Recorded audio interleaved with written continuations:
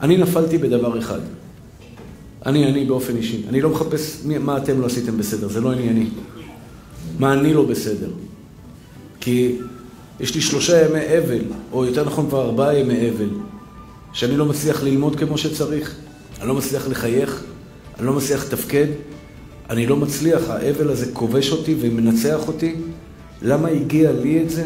אני חושב. כמה דברים, אבל אחד מהם, כי בלב שלי פנימה שמחתי על החיילים ועל הצבא ועל הטנקים ועל המטוסים.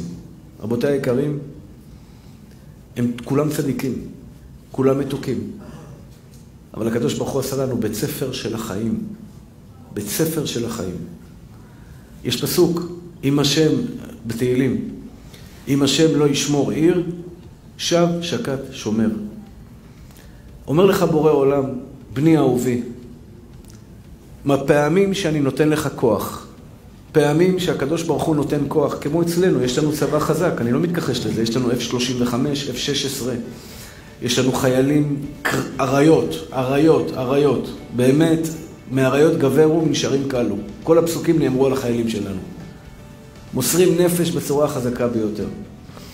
אבל אומר, כי תאמר בלבבך, אומרת התורה הקדושה, כוחי ועוצם ידי עשה לי את החיל הזה, אחים יקרים שלי, אסור לנו לשמוח על אף אדם בעולם. לא על ביידן, ששלח עכשיו שייטת, משחטת, לא יודע מה הוא שלח, איזו סירה גדולה, ספינה גדולה, הכי גדולה בעולם אומרים, שהיא מכונת מלחמה מטורפת, שלח אותה עכשיו למזרח התיכון כדי להגן על ישראל. כל הכבוד, אנחנו מודים, מעריכים, אנחנו נשתמש בזה אם צריך בעזרת השם. אם ישתמשו בזה אני לא יודע, אבל לא עליו אני סומך. אני לא סומך על שום בן אדם בממשלה, אני לא סומך על שום אדם בעולם.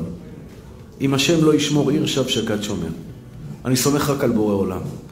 והקדוש ברוך הוא מבטיח. המבטיח שאם אנחנו נסמוך עליו, אל תיפול לכוחי ועוצם ידי עשה לי את החיל הזה. עם ישראל צריך לדעת, אחים יקרים ואהובים שלי, עם ישראל צריך לדעת, אנחנו לא אומה כשאר האומות. אנחנו לא אומה שסומכים על השרירים שלנו, על הטנקים שלנו ועל הכוח שלנו. אנחנו אומה שסומכים על אבינו שבשמיים. אין לנו על מי להישען.